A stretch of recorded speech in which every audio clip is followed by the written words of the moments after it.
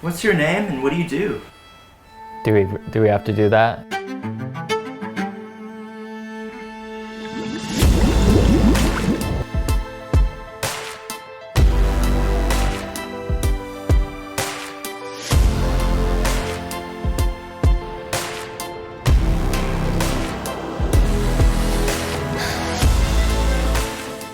So my name's Reggie, I'm 30 years old, and right now I'm training for the half Ironman triathlon. It's coming up in 3 months from now, so I'm making a video every week kind of documenting the process.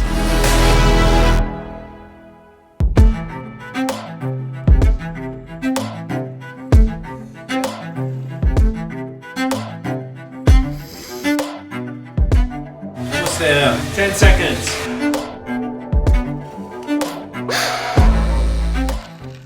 So the blood lactate test on Monday was the first time I met my coach, and the next day it was like taking a quantum leap. He had me scheduled for specific bike intervals with power and cadence. I was doing swim sets with drills, mobility exercises, like the whole 9 yards. So yeah, things got kind of serious last week. Well, we're working on aerobic fitness, so a lot of it was pretty low intensity, which I actually found more challenging than what I normally do, which is just go all out. I also talked about it in last week's video, but the learning curve kind of blindsided me last week. It adds up in a way that I just completely underestimated because I just wasn't prepared to train like that. So I had to buy a bunch of equipment, I had to learn the stretch routines, and my body was just tired and sore because I was not used to training at that level and that load. So the biggest changes I've noticed is just getting fit, getting stronger and leaner. My body and my mind are just getting used to this routine of like, oh yeah, now it's becoming normal to train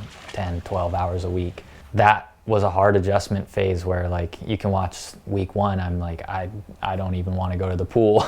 The accountability of having a coach, I think, has been huge because not only am I invested because I'm paying him to make me workouts, but it's also like having a person there. I want to post the sets because I don't want to look bad and just look like I'm some slacker. So I think I'm on track. Like I'll definitely finish this race. Right now my running form is getting better. I'm able to run a little bit more each week and I can feel the physical therapy, like where I need to work on. In terms of the bike, I still have a lot of work to do. I need to go get pre-fit for a triathlon bike, then I need to buy a triathlon bike, then I need to optimize my form on that triathlon bike. So just getting that whole part figured out and then having my body aerobically trained so that I can finish and do the run and not blow up.